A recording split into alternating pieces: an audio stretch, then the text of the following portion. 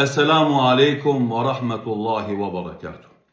Sot është dita e hanë 7 Rabiu Thani 1447, 29 shtator viti 2025, që do thot edhe 142 ditë kanë bëjt deri në Ramazan.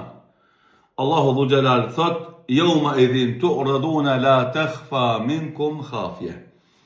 Atë ditën e llogarisë, të gjithë ne do paraqitemi para Zotit, do i ekspozohemi madhnisë së Tij, dhe atë ditë nuk ka asgjë të fshehur para Tij. Andaj kur erdhi njëri dhe i tha Abu Dardas radiallahu anhu, ma jep një porosi, Abu Darda radiallahu anhu i tha: kujtoje ditën kur sekretet bëhen publike. Sheikh Muhammad bin Salih Uthaymeen rahimahullahu taala në librin e tij Riyadus Salihin, Sharh Riyadus Salihin, thotë kështu: asnjë lidhje nuk ka mes Allahut dhe robit të Tij përveç lidhjes së devotshmërisë. Ashtu që aq sa më i devotshëm është njeriu, aq më afër Zotit është.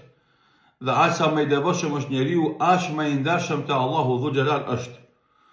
Kjo është porosia që na tregon rëndësinë e devotshmërisë dhe sinqeritetit në jetën e besimtarit, në jetën e tij private dhe në atë publike. Pasi që jemi tash në 7 Rabiu Thani, ju kujtojmë se stina e dimrit fillon me 1 Rexhep vitit 1447, apo 21 dhjetor vitit 2025, që do thot edhe 84 ditë fillon sezoni apo stina e dimrit. Dhe për fund e kemi edhe një porosi që mendoj se ja vlen të mendohet dhe të kuptohet: kush ka bindjen, ka fuqinë që të ballafaqohet me të pamundshme. Kush ka bindjen, ka fuqinë për të ballafaquar me të pamundshme.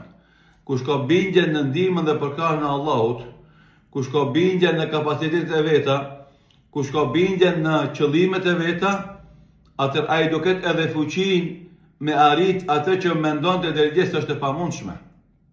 Mirë, po me mëshirin e Allahut Dhu Gjelal, me aftësitë personale, me qëllimet e larta, edhe të pamundshmen e bën të mundshme.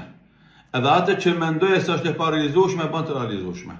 Kështu që kjo ditë e hanë, kjo ditë e kalendarit islamik, filloj me këto këshilla dhe porosi, e inshallah taala vazhdon këtë java, këtë muaj, këtë viti me këto porosi të mira, të bukura, të këndshme nga fesarat e Islamit, Kurani fisnik, hadithet e pejgamberit sallallahu alaihi wasallam dhe fjalët e dietarëve.